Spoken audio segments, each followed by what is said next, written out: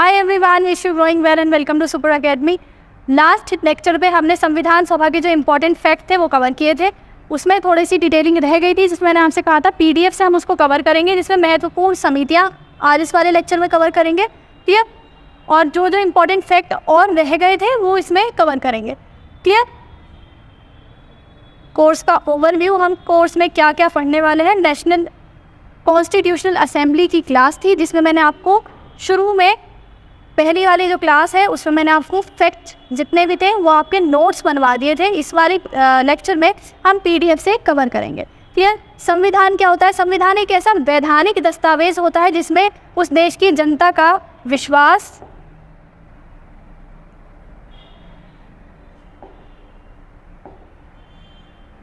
और उसकी आकांक्षाओं को प्रतिबिंबित करता है। संविधान क्या है? संविधान देश की जनता की आकांक्षाओं और उसके विश्वास को प्रतिबिंबित करता है। नेक्स्ट जो इम्पोर्टेंट स्लाइड है वहाँ से शुरू करते हैं, क्लियर। प्रीवियस ईयर क्वेश्चंस आप सभी को लगाने मस्ट हैं, बुक से भी अच्छे से पढ़िए, लेकिन रिवीजन नोट्स भी ज़रूर से बनाइए। रिवीजन नोट्स आपके लास्ट मूवमेंट पर काम आएंगे। जब एग्ज़ाम से पहले 1-1.5 महीना रह जाता है तो उसमें आप अपने रिवीजन नोट से अच्छे से रिवाइज कर सकते हैं। संविधान की भारतीयों की ओर से संविधान सभा की सर्वप्रथम मांग किसने की?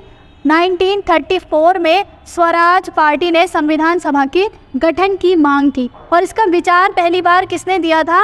एम.एन. रॉय ने दिया था, जो कि वामपंथी आंदोलन के कार्यकर्ता थे, यानी वामपंथी थे, क्लियर है। 1935 मैंने आपको बताया, कहीं कहीं 1935, कहीं कहीं 1936 1935, जिसमें कांग्रेस ने संविधान सभा की मांग को स्वीकार किया आधिकारिक रूप से और घोषणा की।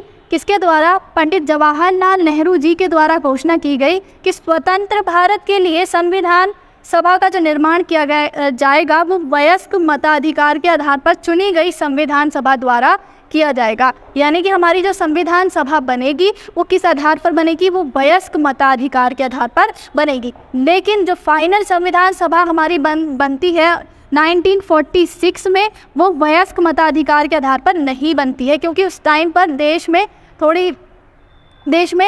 जो विभाजन था उसकी स्थिति थी, ठीक है। तो विभाजन की स्थिति और अन्य परेशानियों को देखते हुए प्रत्यक्ष निर्वाचन नहीं हुआ, अप्रत्यक्ष निर्वाचन किया गया। जो राज्य की विधान सभाएं थी उन्होंने निर्वाचन आयोग के रूप में कार्य किया, ठीक है। तो निर्वाचन कहाँ से किया गया? राज्य की विधान सभा के सदस्यों द्वारा अप्रत्यक्ष रूप से निर्वाचन किया गया। लेकिन आपको ये भी ध्यान रखना है कि भारतीय संविधान सभा में सभी समूहों का प्रतिनिधित्व किया गया था, क्लियर है। निर्वाचन अप्रत्यक्ष था लेकिन इसमें सभी समूहों को जगह दी गई थी। इसीलिए संविधान सभा में जो निर्णय लिए गए वो भी आम सहमति के आधार पर लिए गए थे।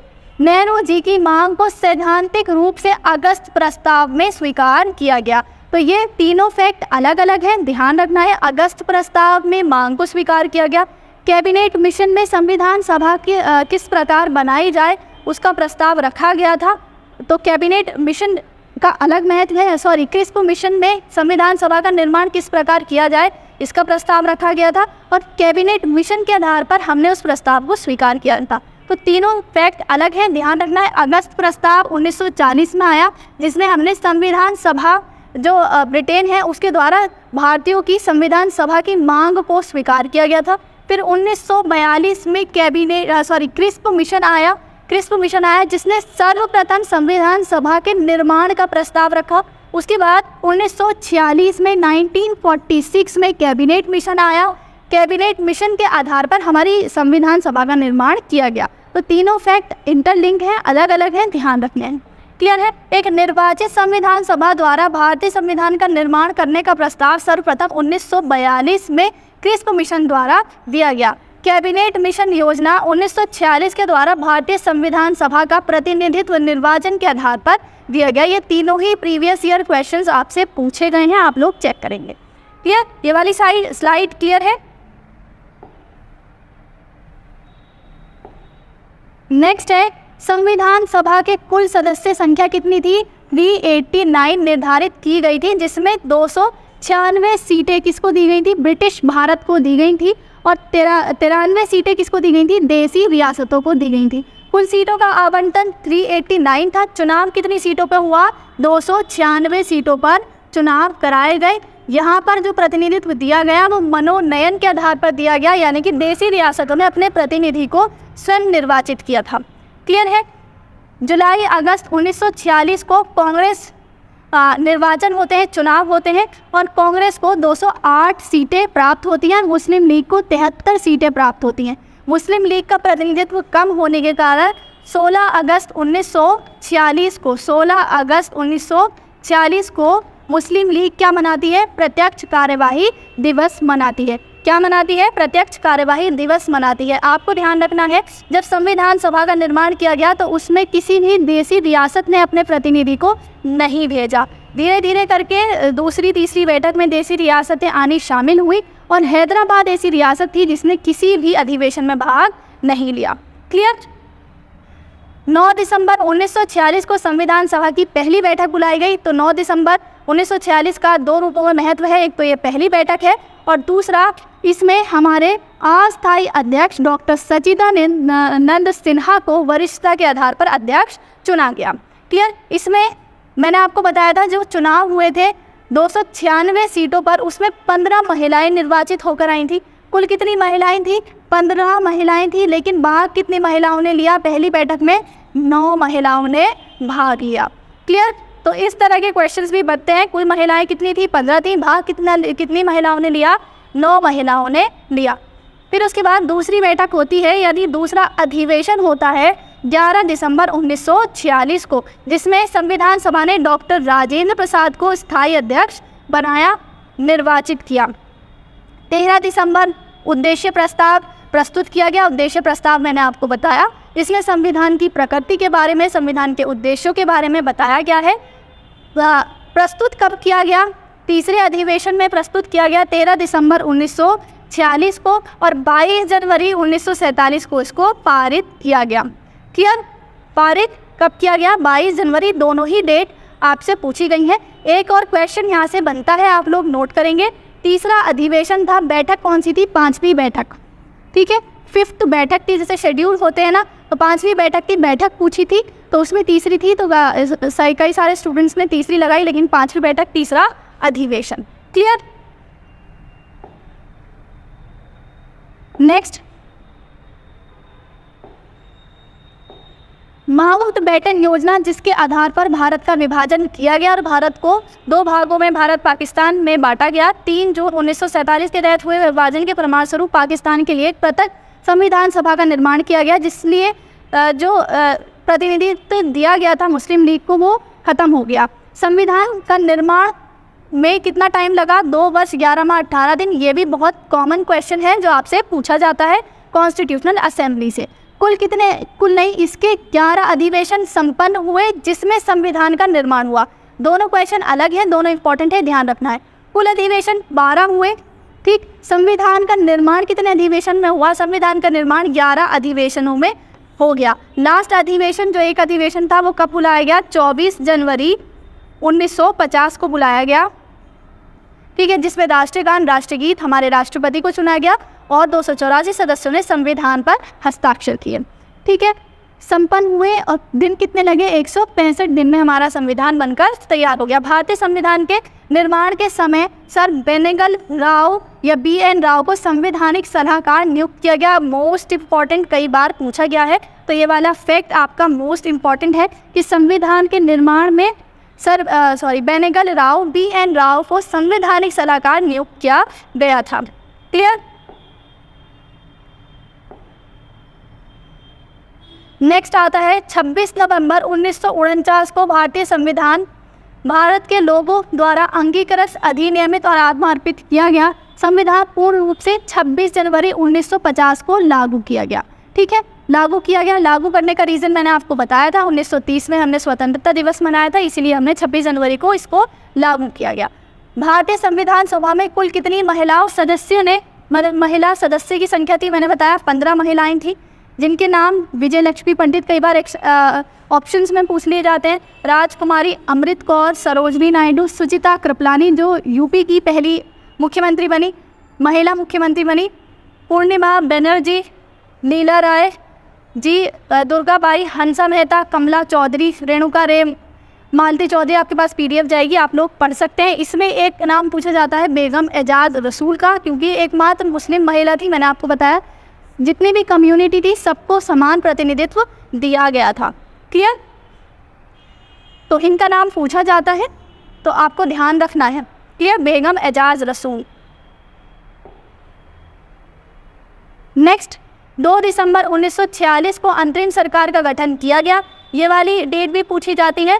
ठीक है, अंतरिम सरकार का गठन किया गया। इसमें मुस्लिम लीग के सदस्य शामिल नहीं हुए क्योंकि उनकी पृथक पाकिस्तान वाली मांग को स्वीकार कर लिया गया था, इसलिए वो शामिल नहीं हुए। ठीक है, हालांकि इसमें शामिल होने के लिए विकल्प खुला रखा गया था। 26 अक्टूबर 1946 को जब सरकार का पुनर्गठन किया गया तब मुस्लिम लीग के 5 प्रतिनिधियों को कैबिनेट में शामिल किया गया। यहाँ से आपका लेक्चर ये था, आपका रिवीजन जो मैंने लास्ट क्लास में आपको पढ़ा दिया। यहाँ से पढ़ेंगे, ये इम्पॉर्टेंट है। आप चेक करेंगे, आपके प्रीवियस ईयर क्वेश्चन में आपसे समितियाँ और उनके अध्यक्ष पूछे गए हैं।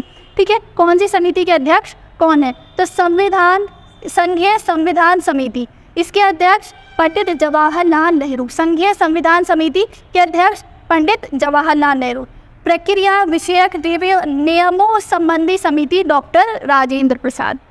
संचालन समिति, ये पूछा गया है पीछे, संचालन समिति के अध्यक्ष कौन थे? डॉक्टर राजेंद्र प्रसाद। प्रारूप समिति मोस्ट इम्पॉर्टेंट समिति है जिसने संविधान का ड्राफ्ट तैयार किया, इसके अध्यक्ष कौन थे? डॉक्टर भीमराव अंबेडकर। जिनकी सबसे ज़्यादा महत्वपूर्ण भूमिका है संविधान के निर्माण में, क्योंकि संविधान का जो ड्राफ्ट तैयार किया गया था तो वो किसके द्वारा तैयार किया गया था? इसी समिति के द्वारा, ड्राफ्ट कमेटी के द्वारा तैयार किया गया था। मौलिक अधिकारों के अल्पसंख्यकों एवं जनजातीय और अपवर्जित क्षेत्रों के लिए समिति जो थी उसके अध्यक्ष कौन थे? सरदार वल्लभ भाई पटेल। सरदार वल्लभ भाई पटेल। ये भी एक एक बार नहीं, ये समितियाँ कई कई बार आपसे प्रीवियस ईयर क्वेश्चंस में पूछी गई हैं। तो संविधान सभा से जितने भी क्वेश्चंस आते हैं उसमें इम्पोर्टेंट इनका भी स्थान है। क्लियर? मौलिक अधिकारों की उप समिति, मूल अधिकारों की उप समिति JB कृपलानी। अल्पसंख्यक उप समिति, संघीय शक्तियों की संबंधी समिति, प्रांतीय संविधान समिति HC मुखर्जी और KM मुंशी। इसमें सबसे ज़्यादा इम्पॉर्टेंट है प्रारूप समिति, जिसके सदस्य भी आपसे पूछे जाते हैं। प्रारूप समिति में कुल 7 सदस्य थे। फिर संविधान सभा की सभी समितियों में सबसे ज़्यादा महत्वपूर्ण थी कौन सी? ड्राफ्ट कमेटी या प्रारूप समिति। इसका गठन 29 अगस्त 1947 को हुआ था। यह समिति वह समिति थी जिसने संविधान का प्रारूप तैयार किया था। ठीक, इसमें 7 सदस्य थे। कितने सदस्य थे? 7 सदस्य थे, जिसमें इसके अध्यक्ष कौन थे? डॉक्टर भीमराव अंबेडकर इसके अध्यक्ष थे। एन गोपाल स्वामी अयंगर इसके सदस्य थे। अल्लादी कृष्ण स्वामी अय्यर, डॉक्टर KM मुंशी, मोहम्मद सादुल्ला। इनके नाम आपको याद रखने की आवश्यकता नहीं है। इनके नाम याद किनके रखने हैं? BL मित्र और DP खेतान। तो ये सारे नाम आपको ध्यान रखने हैं, क्योंकि आपसे क्वेश्चन एग्जाम में इस तरह से पूछा जाता है। प्रारूप निम्नलिखित में से प्रारूप समिति के सदस्य थे, तो आपको सभी के नाम एग्जैक्ट पता होने चाहिए ताकि आप एलिमिनेट कर सकें या सही आंसर को टिक कर सकें। क्लियर? तो कुल कितने सदस्य थे? 7 सदस्य थे। इसके बाद कुछ इंपॉर्टेंट फैक्ट, विभिन्न समितियों के प्रस्ताव पर विचार, ये इतना इम्पोर्टेंट नहीं है। आवश्यक तथ्य, इनके ऊपर एक नज़र देख लीजिए। संविधान सभा द्वारा हाथी को प्रतीक मोहर के रूप में अपनाया गया। प्रतीक मोहर क्या थी? हाथी थी। सर BN राव को संविधान सभा का संवैधानिक सलाहकार नियुक्त किया गया। मोस्ट इंपॉर्टेंट पूछा गया है प्रीवियस ईयर क्वेश्चन में। प्रीवियस ईयर क्वेश्चन में आपसे पूछा गया है। HVR अयंगर को संविधान सभा का सचिव नियुक्त किया गया। ठीक है। LN मुखर्जी को संविधान सभा का मुख्य प्रारूपकार चीफ ड्राफ्टमैन नियुक्त किया गया। किसको? LN मुखर्जी को चीफ ड्राफ्टमैन नियुक्त किया गया। इसके बाद यहाँ से सबसे ज़्यादा क्वेश्चन बनते हैं। प्रेम बिहारी नारायण रायज़ादा भारतीय संविधान के प्रमुख सुलेख यानी कैलियोग्राफर थे, जिन्होंने संविधान को लिखा। किसने लिखा? प्रेम बिहारी नारायण रायज़ादा। इनके द्वारा, इनकी कैलीग्राफी में हमारा भारतीय संविधान लिखा गया है। ध्यान रखना किस में लिखा गया है? इंग्लिश लैंग्वेज में किसने लिखा है? प्रेम बिहारी नारायण रायज़ादा। और जो शैली थी वो कौन सी थी? इटालियन शैली में लिखा गया है। ठीक है, इटालियन शैली में किस कैलीग्राफर ने लिखा है? प्रेम बिहारी नारायण रायज़ादा। मूल संस्करण का सौंदर्यकरण यानी उसकी सजावट किसने की? शांति निकेतन के कलाकारों ने, जिसमें नंदलाल बोस और राम मनोहर सिन्हा शामिल हैं। नंदलाल बोस और राम मनोहर सिन्हा ने इस पर अलंकरीकरण किया यानी सौंदर्यकरण किया। लिखा किसने? प्रेम बिहारी जी ने। मूल प्रस्तावना को प्रेम बिहारी नारायण रायज़ादा द्वारा हस्तलिखित किया गया है और राम मनोहर सिन्हा द्वारा इसको सजाया गया है। मूल संविधान का हिंदी संस्करण किसने लिखा है? इन्होंने इंग्लिश लिखा है। हिंदी संस्करण को किसने लिखा है? वसंत कृष्ण वैद द्वारा लिखा गया है, जिसको सजाया अगेन नंदलाल बोस ने है। क्लियर है? ये आपसे प्रीवियस ईयर में पूछा गया है, आप लोग देख लेंगे। क्लियर? इसके साथ आपका जो इम्पोर्टेंट फैक्ट जो आपके लास्ट लेक्चर में रह गए थे, संविधान सभा का जो हमने लास्ट लेक्चर लिया था उसमें जो आपके फैक्ट रह गए थे, समितियां रह गई थी, वो इस वाले लेक्चर में कंप्लीट कर दी। ठीक है, तो आपको इन सारे PDF आपको मिल जाएगी। नोट्स ज़रूर से बनाने हैं, अपना ध्यान रखना है, अच्छे से रिवाइज़ करना है और चैनल को सब्सक्राइब कर लीजिए। Thank you so much.